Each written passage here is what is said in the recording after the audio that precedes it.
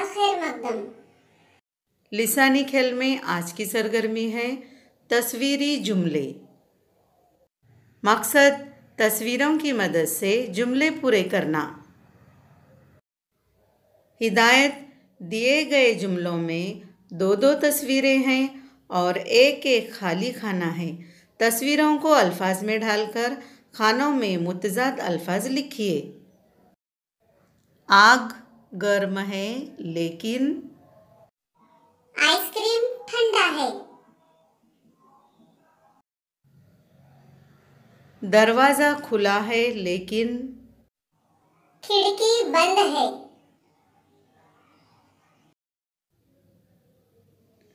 हाथी बड़ा है लेकिन चूहा छोटा है।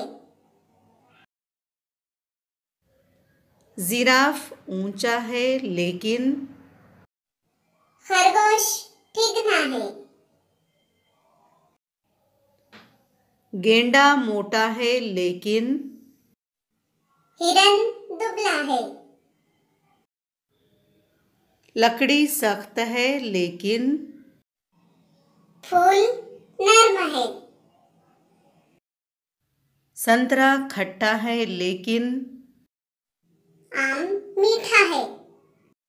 मुतज़ाद अल्फाज यानी अल्फाज ज़िद्दें।